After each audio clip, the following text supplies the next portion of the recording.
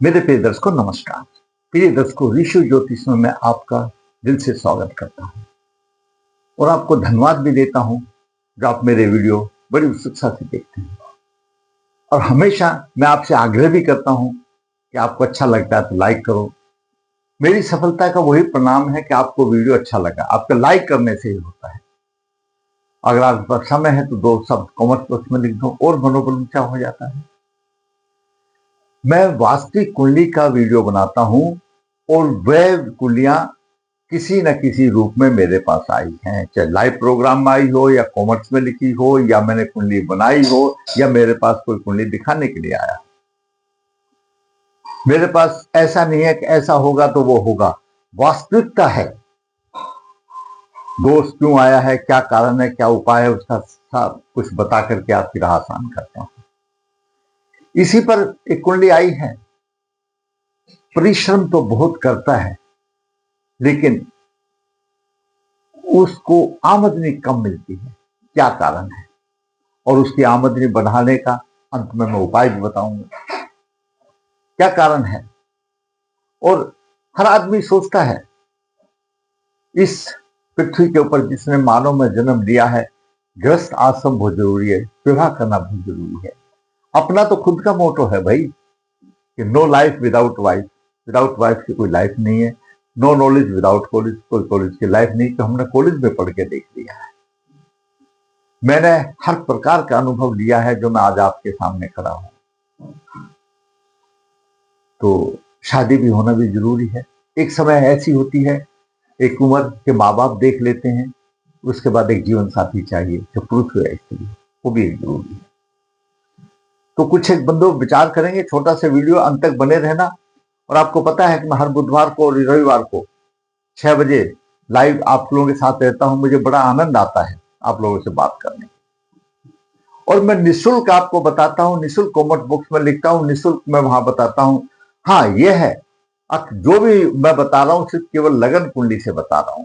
भाई सटीक भविष्य के लिए तो वर्ग कुंडली देखना अनिवार्य है, वो तो मैं कुंडली लिखता हूं, उसी में बताता हूं। और मेरी कुंडली जिसने एक बार लिखा दी उसको जीवन भर किसी से पूछने की जरूरत नहीं, सभी कुछ उसी में हो जाता है। 25-30 पेज मेरे कुंडली के हो जाते हैं, पूरा सारांश निचोड़ देता हूं जीवन का।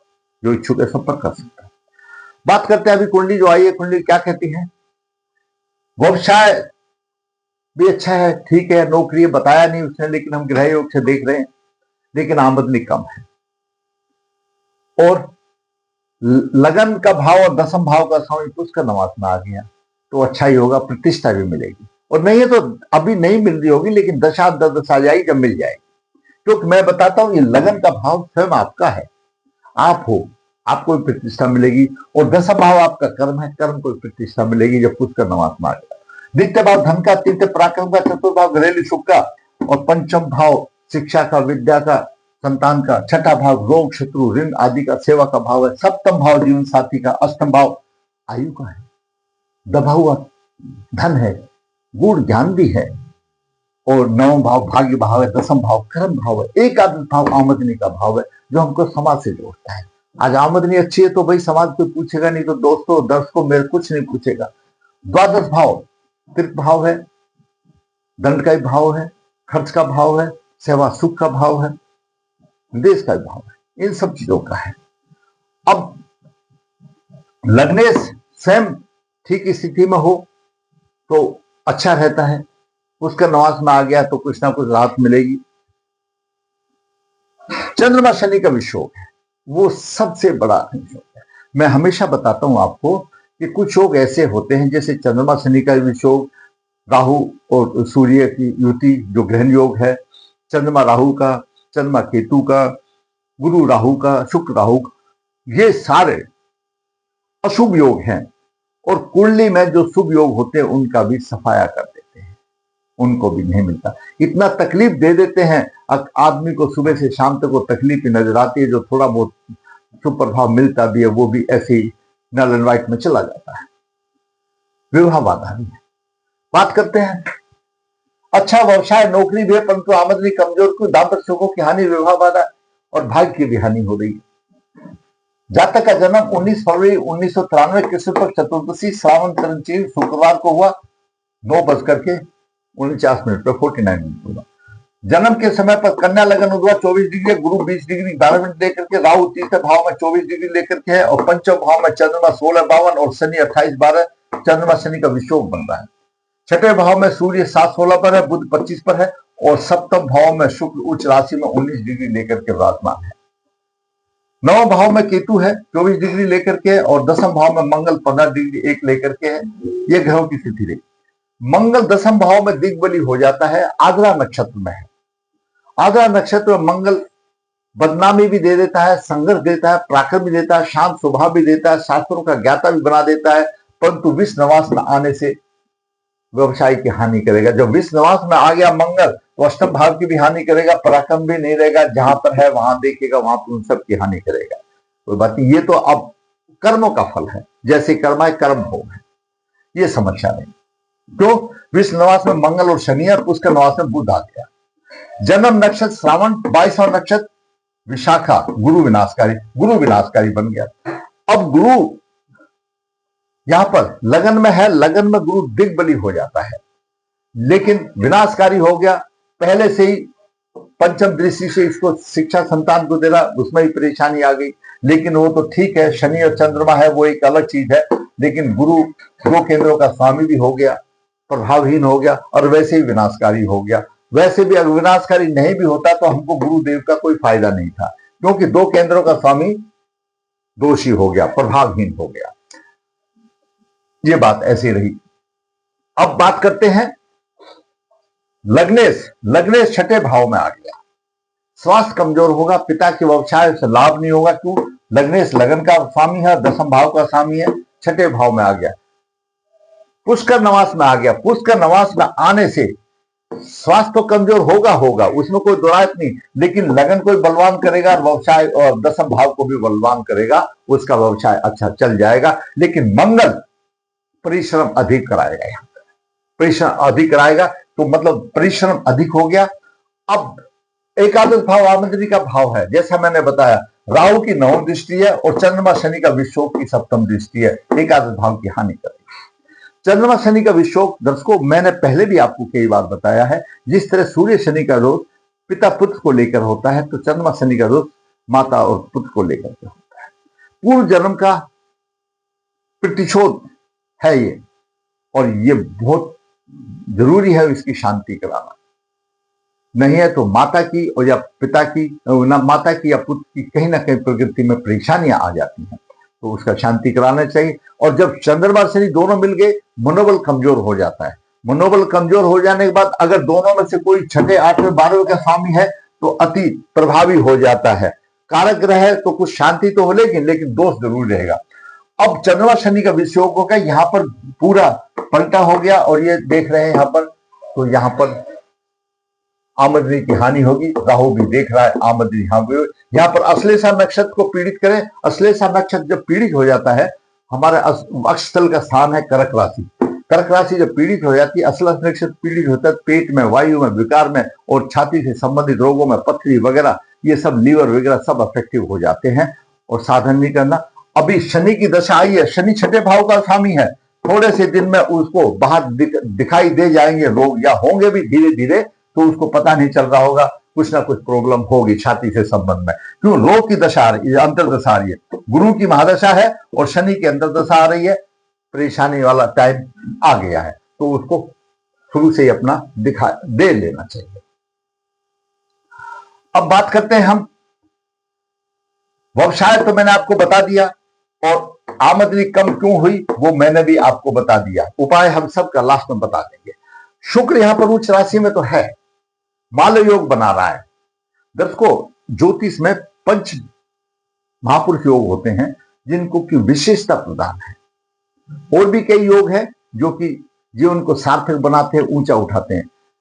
अगर गुरु द्वारा बनता है तो हंस महापुरुष योग है, बुध द्वारा बनता है तो भद्र महापुरुष योग है, मंगल द्वारा बनता है तो रोचक, और शुक्र द्वारा बोलता है मालव, और शनि द्वारा सशक योग बनते हैं।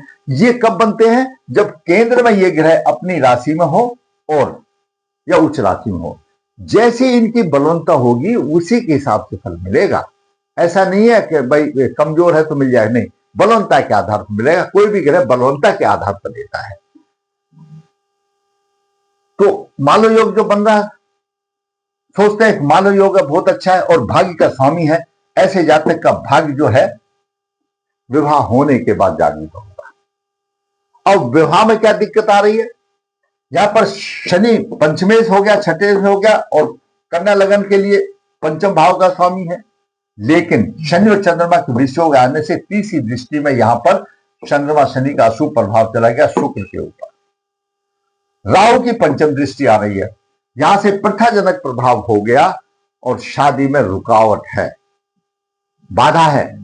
अब ये नहीं कहा जा सकता है, मेरे पास प्रश्न आते हैं जातकों की शादी कब तक होगी। दर्शकों, जो साधारण चीज है, जहां कोई बाधा नहीं है, तो कोई भी ज्योतिष आचार्य, कोई भी पंडित जी, कोई भी गुरु जी, जो एस्ट्रोलॉजर है, वो आपको बता सकता है ये इस अभी दशा अच्छी आ रही है, या गुरु का अक्षर गोचर आ रहा है, शुक्र का अक्षर गोचर आ रहा है, तो हो जाएगी।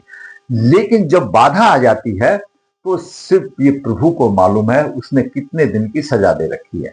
शादी हो भी जाए, कल भी हो जाए, बिना कुछ किए भी हो जाए, और ना भी रहे, आजीवन अविवाहित भी रहे, ये सिर्फ अनुमानित है, ये इसको कोई अंदाजा नहीं लगा सकता जहां बाधा का सवाल आ जाता है।